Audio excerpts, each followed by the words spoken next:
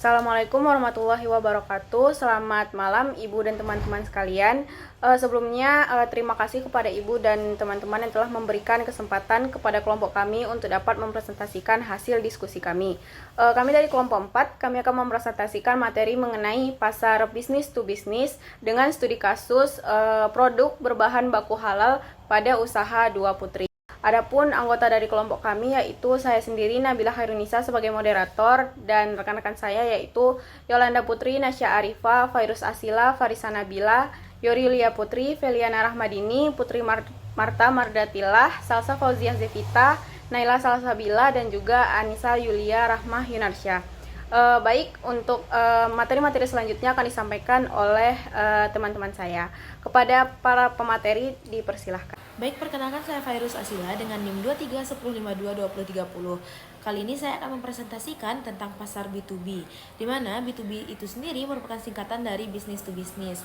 Secara sederhana, B2B ini merupakan kegiatan transaksi jual beli barang atau jasa yang dilakukan oleh satu perusahaan dengan perusahaan lainnya, di mana barang atau jasa yang dijual belikan ini harus diolah terlebih dahulu oleh perusahaan pembeli sehingga dapat menjadi barang jadi yang siap untuk diedarkan kepada konsumen.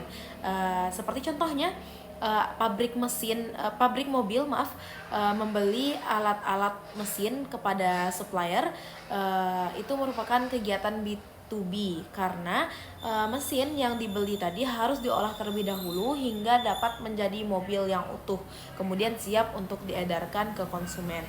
Nah, itulah perbedaan dari B2B dengan B2C, di mana B2C sendiri itu jual beli barang atau jasa yang langsung dinikmati atau diambil nilainya oleh si pembeli. Seperti ketika kita membeli handphone, lalu kita membelinya untuk pemakaian pribadi, maka itu dikategorikan sebagai B2C.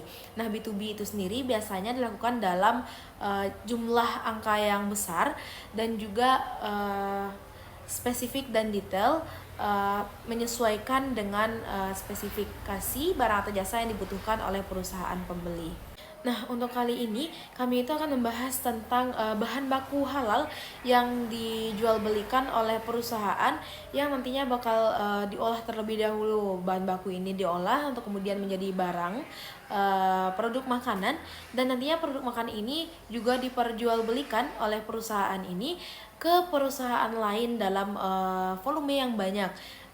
Di mana perusahaan yang membeli dalam volume yang banyak inilah yang nantinya bakal mengedarkannya ke konsumen. Yolanda Putri, di sini saya akan menjelaskan mengenai profil usaha dari Dua Putri. Dua Putri merupakan usaha yang memproduksi makanan seperti kerupuk dan camilan. Dua Putri ini didirikan oleh Ibu Deni Adriani dan Bapak Josben Rosiano. Beliau mendirikan Dua Putri ini tahun 2015 dengan motivasi untuk melestarikan makanan di daerah Simabua agar tetap eksis hingga sekarang dengan menambahkan beberapa inovasi resep. Untuk visinya sendiri itu menjadi penyedia bahan baku halal terkemuka di industri makanan dengan komitmen terhadap kualitas dari produknya. Sekian materi dari saya. Untuk materi selanjutnya akan dijelaskan oleh rekan saya. Baik, selanjutnya saya akan menjelaskan tentang bahan baku halal yang digunakan. Yang pertama ada tepung beras, di mana menggunakan merek terpercaya seperti Tepung Bola atau Rose Brand yang sudah bersertifikat halal. Nah, selanjutnya juga kualitas tepung beras ini sangat penting dalam menentukan tekstur dan rasa dari produk. Nah, yang kedua ada telur. Telur yang digunakan berasal dari sumber yang terjamin kehalalannya dan memastikan bahwa setiap produk yang dihasilkan memenuhi syarat Islam. Nah, yang terakhir ada bumbu tambahan, yaitu seperti bawang putih yang ditumbuk dan bumbu penyedap yang dibuat dari tanaman organik yang ditanam sendiri. Ini tidak hanya menambah cita rasa, tetapi juga memberikan nilai tambah dalam hal kesehatan. Perkenalkan, nama saya Yori Yulia Putri. Di sini saya akan menjelaskan tentang sertifikasi. Sertifikasi halal merupakan semua bahan baku yang dilengkapi dengan sertifikat halal dari MUI yang dapat meningkatkan kepercayaan di kalangan konsumen dan distributor.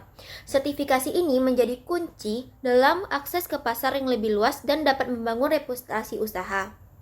Selanjutnya yaitu transparansi proses, merupakan informasi yang jelas mengenai proses produksi dan asal-usul bahan baku akan meningkatkan transparansi dan kepercayaan konsumen yang semakin penting dalam pasar saat ini.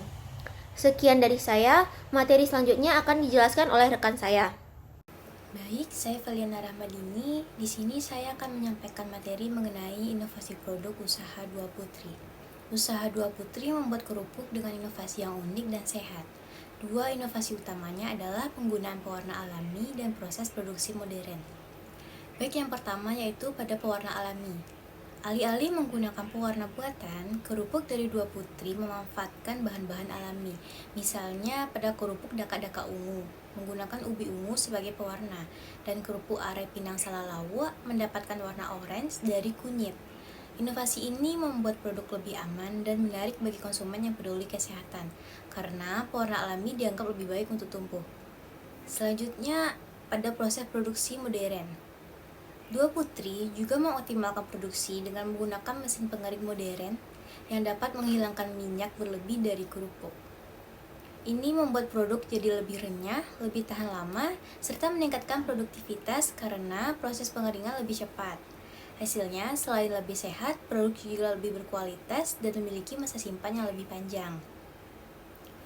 Nah, inovasi-inovasi tersebut menunjukkan bagaimana usaha Dua Putri berusaha untuk menghadirkan produk berkualitas yang sejalan dengan tren kesehatan konsumen modern. Baik, sekian yang dapat saya sampaikan. Terima kasih. Selanjutnya mengenai strategi distribusi dan pemasaran. Yang pertama ada saluran distribusi. Produk dari usaha Dua Putri dijual ke grosir di kota-kota wisata yang menjadi titik strategis untuk menjangkau pasar yang lebih luas. Dengan demikian, produk dapat diakses oleh konsumen yang berkunjung ke daerah wisata. Yang kedua ada kemasan ulang. Produk akan dikemas ulang menggunakan merek UMKM lokal. Ini menciptakan sinergi antara produsen dan pengecer, serta memberikan kesempatan bagi UMKM untuk meningkatkan nilai jual produk mereka. Baik, di sini saya akan menjelaskan tentang kualitas dan keunggulan kemasan yang digunakan oleh usaha Dua Putri. Seperti tadi yang sudah dijelaskan bahwa usaha Dua Putri ini merupakan usaha yang bergerak di bidang kuliner yang menghasilkan beberapa produk cemilan khas Bukit Tinggi seperti are pinang, bunga durian, daka-daka, dan berbagai jenis lainnya. Maka dari itu, usaha Dua Putri ini menggunakan kemasan yang berstandar tinggi seperti menggunakan plastik yang tebal yang mungkin kita kenal dengan plastik kaca yang diikat untuk menjaga kualitas produk selama pengiriman dan penyimpanan. Agar nantinya cemilan-cemilan tersebut ketika proses pengiriman itu masih baik dan masih garing seperti baru. Kualitas kemasan yang baik juga sangat penting untuk mempertahankan daya tarik produk ini di pasar. Kemudian, daya tahan produk juga memberikan keuntungan yang kompetitif di pasar. Kerupuk yang dihasilkan dapat bertahan lama tanpa bau dan rasa yang tidak diinginkan, agar nantinya jika dikonsumsi itu masih terasa seperti baru, renyah, dan enak. Mungkin sekian dari saya. Baik, saya Nahila Salsabila Pramadani. Di sini saya akan menjelaskan tentang keunggulan kompetitif. Pada usaha Dua Putri ini, mereka memiliki dua keunggulan, yaitu inovasi teknologi dan responsif terhadap permintaan pasar. Yang pertama itu inovasi teknologi. Mesin pengering yang mereka gunakan untuk mengurangi sisa minyak adalah keunggulan yang sangat signifikan. Berbeda dengan banyaknya produk lain di pasaran yang masih menggunakan metode tradisional untuk menghasilkan produk dengan kualitas yang lebih rendah. Yang kedua itu ada responsif terhadap permintaan pasar. Pada usaha Dua Putri ini, mereka memiliki kemampuan untuk menyesuaikan volume produksi berdasarkan permintaan, seperti peningkatan produksi hingga 100 kg saat hari-hari besar. Itu menunjukkan fleksibilitas yang baik dalam memenuhi kebutuhan pasar. Baik, itu saja yang dapat saya jelaskan. Materi selanjutnya akan dijelaskan oleh Salsa. Selanjutnya yaitu tantangan dan peluang. Pertama-tama mari kita lihat tantangannya. Persaingan di pasar bahan baku halal ini semakin lama semakin ketat. Selain itu, peraturan yang bervariasi di berbagai negara memerlukan strategi yang sangat adaptif. Oleh karena itu, upaya untuk membedakan produk Dua Putri ini dari kompetitor lainnya harus terus dilakukan agar kita dapat terus bersaing di pasar. Sekarang mari kita lihat ke peluang yang ada. Dengan meningkatnya kesadaran masyarakat akan pentingnya kehalalan dan kesehatan, pasar bahan baku halal menawarkan potensi pertumbuhan yang signifikan. Usaha Dua Putri dapat memanfaatkan tren ini untuk memperluas jangkauan pasar baik secara lokal maupun internasional. Selanjutnya itu rencana masa depan. Untuk menghadapi tantangan dan memanfaatkan peluang ini, pemilik produk Dua Putri ini telah merumuskan beberapa rencana. Yang pertama yaitu ekspansi produk, yaitu pemilik Dua Putri akan mengembangkan variasi produk barunya seperti cemilan sehat atau alternatif inovatif lainnya untuk menjangkau segmen konsumen yang lebih luas. Kedua yaitu ada kemitraan strategis, yaitu membangun kemitraan dengan UMKM dan distributor untuk meningkatkan jangkauan pasar dan menciptakan ekosistem yang saling menguntungkan. Selanjutnya itu ada sustainability initiative atau inisiatif keberlanjutan.